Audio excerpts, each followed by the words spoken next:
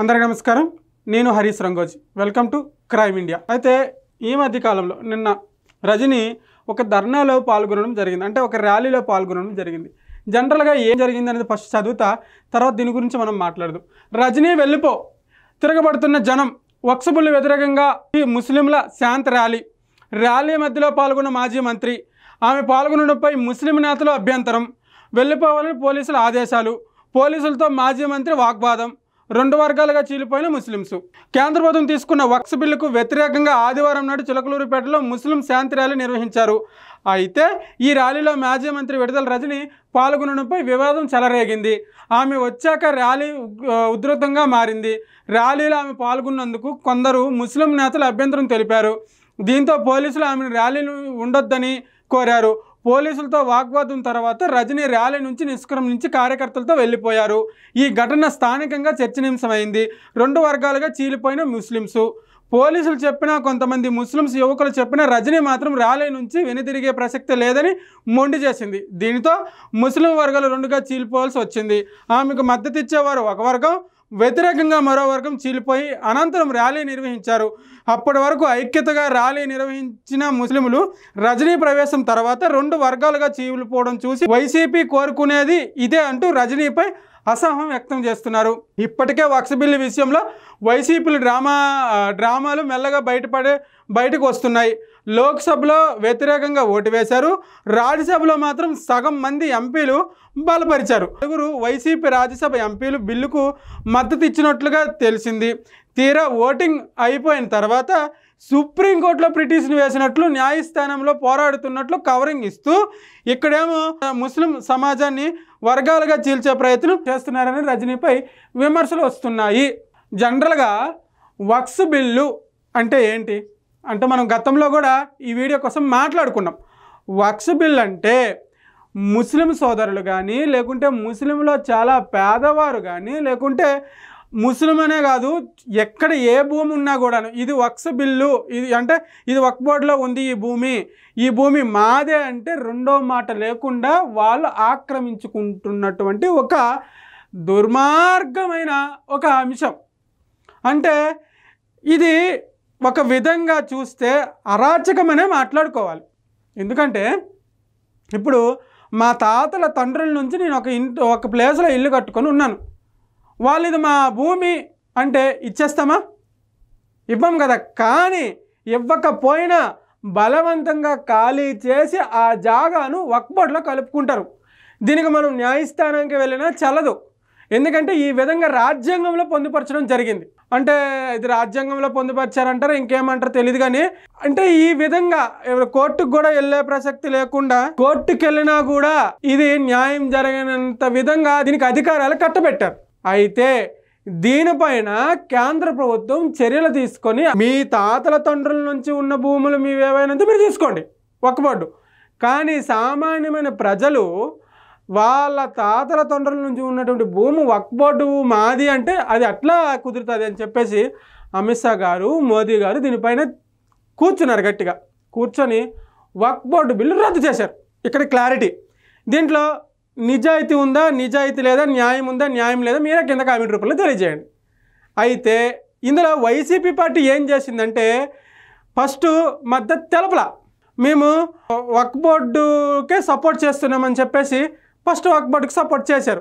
ఏది లోక్సభలో సపోర్ట్ చేసిన తర్వాత అందరూ విమర్శలు వచ్చేసాయి. అదేంటి వైసీపీ పార్టీ ఇంత దుర్మార్గంగా ఆలోచిస్తుంది, ఇంత దుర్మార్గంగా ప్రవర్తిస్తుందని వ్యతిరేకంగా వచ్చేసిన తర్వాత వెంటనే రాజ్యసభలో మళ్ళీ ఆమోదం తెలిపినట్టు బయటకు పుకార్లు వచ్చాయి. అంటే తెలిపినట్టే కొంతమంది నలుగురు ఎంపీలు మద్దతు తెలిపారట. తెలిపిన తర్వాత మళ్ళీ వ్యతిరేకత వచ్చింది. ఏమని అంటే వైఎస్ఆర్సీపీ పార్టీ ఒక స్టాండ్ తీసుకోదా, అంటే రెండు తలల ఆట ఆడుతుందా అని చెప్పేసి మళ్ళీ వ్యతిరేకత వచ్చేసింది. మళ్ళీ వ్యతిరేకత వచ్చిన తర్వాత మళ్ళీ వైసీపీ పార్టీ ఏం చేసింది, మళ్ళీ సుప్రీంకోర్టులో మేము వేసాము, ఖచ్చితంగా సుప్రీంకోర్టులో పోరాడదామని చెప్పేసి మళ్ళీ ఇది ఒక కొత్త డ్రామా తీసుకొచ్చారు. సో ఇక్కడ ఏం జరుగుతుందంటే వీళ్ళు ఏం చేయాలనుకుంటున్నారో, వక్ఫ్ బోర్డుకి సపోర్ట్ చేయాలనుకుంటున్నారా లేదా అనేది పూర్తిగా ఖచ్చితంగా చెప్పలేకపోతున్నారు. ఎందుకంటే కేంద్రంలో బీజేపీ పార్టీ వైఎస్ఆర్సీపీ పార్టీని నమ్మట్లేదు. నిన్న ఒక వీడియో చూసాం మోదీ గారిది. జగన్మోహన్ రెడ్డి గారిని మీరు ఎందుకు దూరం పెట్టారు, జగన్మోహన్ రెడ్డి గారితో మీకు ఉన్నటువంటి సంబంధాలను ఎందుకు దూరం పెట్టారని చెప్పేసి ఒక యాంకర్ మోదీ గారిని అడిగితే మోదీ గారు ఏం చెప్పారంటే, జగన్మోహన్ రెడ్డి ఒక corrupted person, first of all ఆయన మీద ఉన్నటువంటి కేసులు మన భారతదేశంలో ఎవరిపైన కూడా లేవు, అవి కూడా కేసులు ఉండొచ్చు, సీఎంల పైన కేసులు ఉంటాయి, జైలుకి వెళ్తారు వస్తుంటారు, అది వేరే. కానీ జగన్మోహన్ రెడ్డి గారి పైన అక్రమ ఆస్తుల కేసులు ఉండడం, భారతదేశంలో మొదటి సీఎం ఈయనని, తర్వాత ఆ రాష్ట్రాన్ని ఆంధ్రప్రదేశ్ని 5 సంవత్సరాలు పూర్తిగా ఫైనాన్షియల్గా కిందకు లాగేశారు, పూర్తిగా దోచేశారు, ఇష్టానుసారం డబ్బులు ఖర్చు పెట్టారు, ఇష్టానుసారం డబ్బులు పనిచేశారని చెప్పేసి మోదీ గారే మాట్లాడడం జరిగింది. అయితే ఈ విషయము మరి అటు కేంద్రం స్టాండ్ తీసుకోవాలా లేకుంటే కాంగ్రెస్ స్టాండ్ తీసుకోవాలి, ఇప్పుడు ఏదో ఒకటి పెద్ద నేషనల్ పార్టీ సపోర్ట్ కావాలి వైఎస్ఆర్సీపీ పార్టీకి, అందుకు అటు ఇటు ఇటు అటు అవుతుందన్నమాట. ఇది వక్ఫ్ బోర్డు బిల్లు పైన వైఎస్ఆర్సీపీ పార్టీకి ఉన్నటువంటి క్లారిటీ. ఇక రజనీ దగ్గరికి వస్తే, ఈమె చిలకలూరుపేటలోనే రజనీని ఎవరూ నమ్మే ప్రసక్తి లేదని ప్రజలు మాట్లాడుకుంటున్నారు, ఫస్ట్ పాయింట్. అయితే రజనీ గతంలో చాలా అన్యాయాలు చేసింది, చాలా అక్రమాలు చేసింది, అన్యాయంగా డబ్బులు దండుకుందని చెప్పేసి ప్రజలు అక్కడెక్కడ గుసగుసలాడుకున్నటువంటి విషయం మనం చూసాం.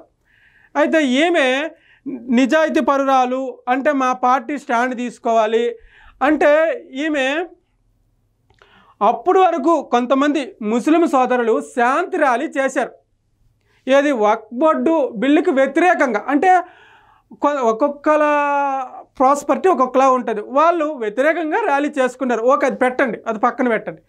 అయితే ఆ ర్యాలీలో ఇప్పుడు మీరు ఒకటి గమనించండి, వ్యతిరేకంగా ర్యాలీ చేసినప్పుడు ఈమె కూడా వ్యతిరేకంగా ర్యాలీ చేస్తుంది అని వెళ్ళిన తర్వాత వైఎస్ఆర్సీపీ పార్టీ వక్ఫ్ బోర్డుకి మద్దతు తెలిపితే ఈమెను ఎందుకు వద్దంటారు, వద్దనొద్దు కదా. కానీ ముస్లిం సోదరులు నువ్వు ర్యాలీ నుంచి వెళ్ళిపో ఫస్ట్ అని చెప్పేసి చెప్పడంతో అక్కడ 2 వర్గాలుగా చీలిపోయి తొక్కిసినట్టు జరిగింది. ఇప్పుడు అర్థమైందా, వైసీపీ పార్టీని ప్రజలు పూర్తిగా నమ్మట్లేదు. ఎందుకు నమ్మట్లేదు అంటే ఈ ద్వంద్వ వైఖరి, దీన్ని ద్వంద్వ వైఖరి అంటారు. 2 పడవల పైన కాలు, ఈ పడం మునిగితే ఈ పడం మీదకి వెళ్ళిపోతాం, ఈ పడం మునిగితే ఈ పడం మీదకి వెళ్ళిపోతాం అని చెప్పే అంశం పైన రాజకీయాలు చేస్తున్నారు కాబట్టి వీళ్ళని ఎవరు నమ్మట్లేదు. ఈమెని నువ్వు తక్షణం ఎక్కడి నుంచి వెళ్ళిపో అని చెప్తే ఈమెంటి అంత తొందరగా వినరు కదా. రాజకీయ నాయకులు అనేటప్పటికే కొంచెం డబ్బులు సంపాదించేసరికి కొంచెం అహంభావం అన్నీ వచ్చేస్తాయి. అరే నేను ఎందుకు వెళ్ళిపోవాలి, నేను కూడా ర్యాలీ చేస్తానని చెప్పేసి అక్కడే మొండి పెట్టుకుని కూర్చునితో 2 వర్గాలుగా చీలిపోయారు. పోలీసులు కూడా చెప్పారు, అమ్మ ఇక్కడ పరిస్థితులు చేదాటిపోయి మీరు వెళ్ళిపోయిండి అమ్మ అని చెప్పినా కూడా ఈమె వెళ్లకుండా అక్కడే ఉండడం జరిగింది. ఇది మన వల్ల ఏమంటారు, అతి తెలివి అంటారు. ఇది అతి తెలివి అంటారు. ఈ అంశం చూసినటువంటి ప్రజలు ఏం మాట్లాడుకుంటున్నారు, వైసీపీ పార్టీ కుల రాజకీయాలు చేయడంలో దిట్ట. అయితే ముస్లిం వర్గాల్ని 2గా చీల్చగలిగింది అంటే జనరల్గా ఎప్పుడు ఏం మాట్లాడినా కూడా ముస్లిం కమ్యూనిటీ కొంచెం ఐక్యతగా ఉంటుంది, ముస్లిం కమ్యూనిటీ యూనిటీగా ఉంటుందని మనం విన్నాం. అయితే ఆ యూనిటీలో ఉన్న ముస్లిం కమ్యూనిటీని కూడా వర్గాలుగా చీల్చినటువంటి ఘనత వైఎస్ఆర్సీపీ పార్టీ అండ్ రజనీకే ఉంది. వీళ్ళు కోరుకున్నది కూడా ఇదే కాదని మాట్లాడుకుంటున్నారు. దీనిపైన మీ అభిప్రాయం కింద కామెంట్ రూపంలో తెలియజేయండి. Thank you.